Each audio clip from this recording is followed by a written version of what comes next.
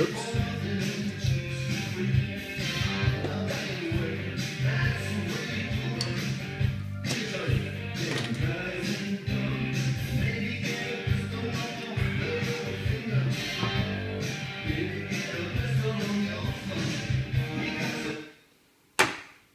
Hey bros, and as always, thanks for coming out to Leafs Bros. It's great to have you. I know it's been a little while and got a new studio here, or whatever you want to call that. I know a little less Leaf stuff than usual, but we're working with what we have. So first of all, I want to say Toronto Blue Jays, awesome. It's great to see some Toronto wins going on here. Ever since Tulo came, we're looking good. So cheers to everyone who watches the Jays. Keep supporting them. I know people are jumping on the bandwagon now, but I got no problem with that because watching the games on TV, I haven't made one out to the Rogers Center now, as it's called. It'll always be the Sky Dome to me, but it looks electrifying out there. I'm sure the players appreciate it, so keep it up, everyone.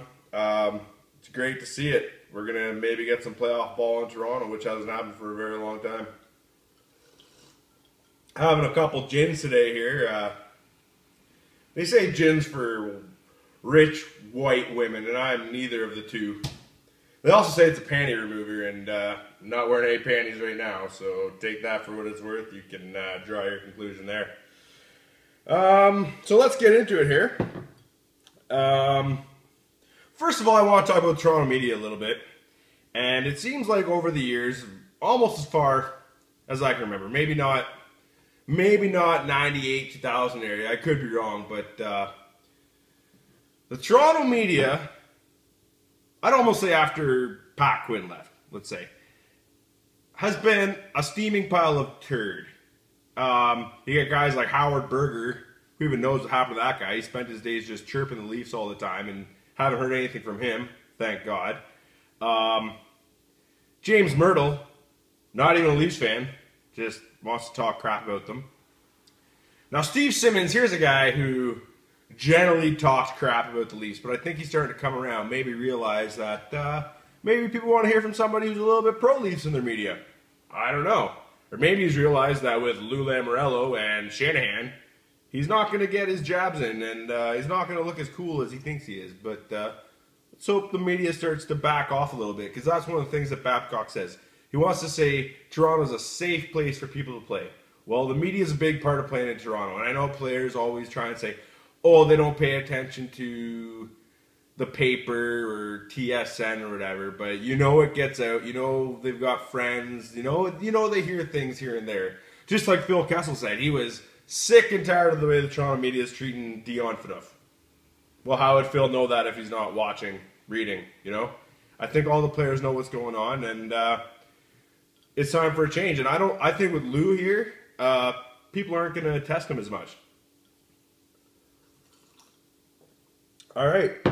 So we're talking about Nazem Kadri for a little bit here.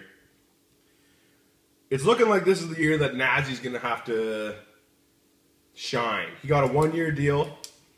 He's looking for the big money next year. He's hoping that he can be that top guy. We're hoping he can be that top guy. But Tyler Bozak's still here. I don't see Bozak playing second fiddle to Nazi, so I think he's still going to get a fair amount of ice time because the Leafs want to move Bozak. I don't believe the Leafs want Bozak on this team moving forward, but nobody's ready to pay his $4.2 million a year, I believe it is. And I think at the deadline, I think teams will be more likely to pull him on because you don't pay his full contract. You can bring him on. You got the summer to work things out and figure out what's going on. So this year, I could see Nazi getting some more power play time.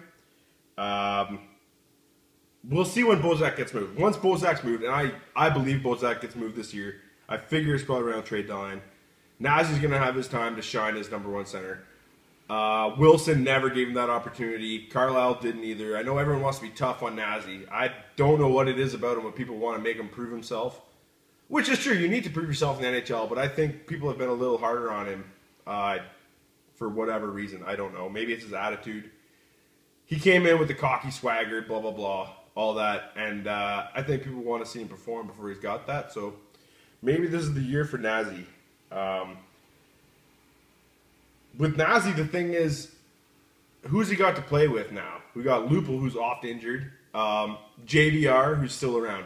So I think a lot of the season depends on Bozak and JVR for what's going on with Nazi, obviously. We've heard rumors of JVR being dealt, but obviously nothing's happened, and it doesn't seem like it's that close. But then again, like Shanahan said, he likes to keep things under wrap, a la Lou Lamoriello. That's how Lou likes to play it, keep things quiet and throw it out there. Which brings me to Lou Lamoriello. When Lou got brought on by the Leafs, nobody saw it coming. I didn't see it coming. Nobody, literally. It just came out of left field. And, well, to be honest, I wasn't pleased when it first happened. Lou had great success with the New Jersey Devils before the new NHL.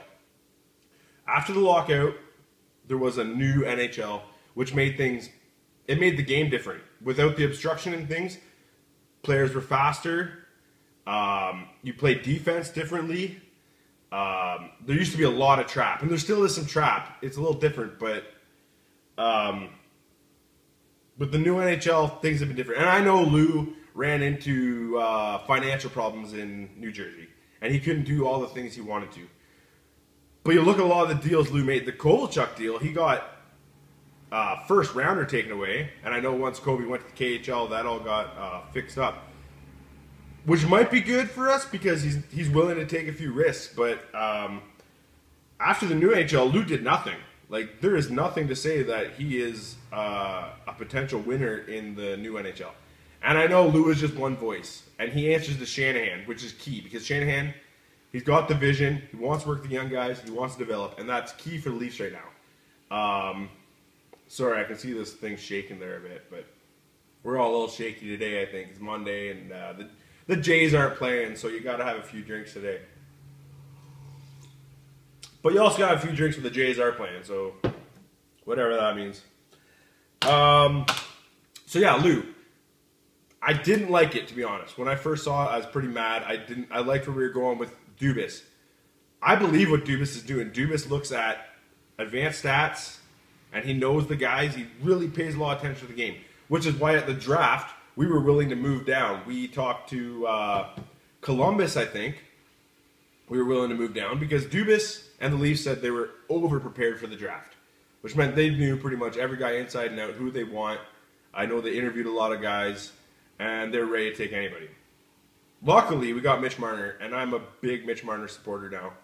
I know earlier I said I was looking at Dylan Strome a lot, but with Mitch Marner possibly going back to the OHL, Mark Hunter has talked to the Knights, and he has said that he wants Marner to play center if he plays there, which I believe means he's going to play there, and he'll play center, and he'll work on being a center. And I think we got a few skill guys.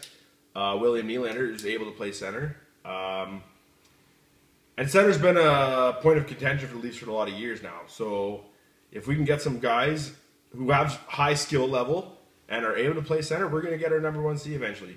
And I know I've been talking about we need the big body, Getzlaf type, Eric Stahl. But in the new NHL, like I've said, game's faster, playmaking ability is huge, and Mitch Marner has a shot and he can play make there. So I think I'd like to see Marner play center and Nylander, Bill Nye, which I like to call him, play the wing, and we'll see who else comes up. We got Kapanen in there, who seems to have some skill. Which brings me to my next point, the Phil Kessel trade. To be honest, I feel like it was a little bit underwhelming. And that's not a rip on the current management.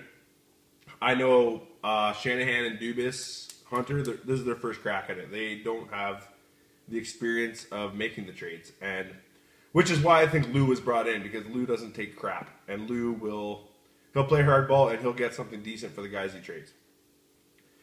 He let Zach Parise walk, which is questionable in my book, but you know, there must be reasons for it, and we're just gonna hope that all works out there. Forget where I was going for a second here. These are just going down like water right now. Bozy at the deadline, yeah. Like I said, I think Bozak gets moved this year. I think teams are pretty hesitant to pull on $4 million for a second line maybe third line center on a good team. And don't get me wrong, I think that Bozak's a decent player, but he is not a top line guy. He's not going to make the guys around him that much better. But he plays a pretty honest game, and if the team was in a better position with better guys around him, I'd probably want to keep him. But right now, we need to just jettison the vets. I know Lupul's too much right now. He gets injured, so nobody wants any of that. We're not buying him out, so I think he probably plays another year or two, work that contract down. It's hard to say what's going on with Lupul. I know you look to me for answers, but I can't give it to you. But what I can say is that Bernier arbitration, I called it pretty much right on what it was. I was saying 4.1 to 4.2, and he got 4.15 a year for 2 years. So that's perfect. I know the Leafs aren't going to be spending to the cap this year. We don't need to. We're not bringing on a bunch of high-priced guys. We're bringing guys in like Parento, who are just going to, come in, hopefully play some good hockey, and we'll move him at the deadline. It gets us a couple draft picks, and then Dubas can do what he wants at the draft with it. Or Mark Hunter, I suppose, because he's our scout guy. But Dubas likes to trade down for more picks, and that makes us better in the long run, more chance at home runs. I know high-round guys are more likely to work out, but with how much emphasis is on the draft now and scouting development with the Leafs, I think it's a good idea to get more draft picks. Let the guys come in for a year, play. Toronto, everybody wants to play Toronto. But if you play in Toronto, the spotlight's on you, everybody sees what you're doing, it's just better. You'll get a better look. Maybe another team wants to pick you up. There's a lot of room in this team for improvement, and guys are going to be battling. And that's another thing, with how much talent is on this team, not that much. We're going to be playing a puck possession game. It's going to be slow. We're going to probably lose a lot of 1-2 goal games, which is fine by me, because this year we need to bottom out again. We need to do it because the top 3 picks in the next draft are going to be lottery picks. This year it was just Connor McDavid. But this coming draft, there's going to be 3 picks. And as low as you go, you got a better chance. And I think we'll be a bottom 5 team, the way it's going. And I have no problem with that because I want this to go slow and steady, get a couple picks, a couple high picks, and move forward. Stamkos is available next summer. He hasn't signed yet. I know maybe that's a pipe dream, whatever. But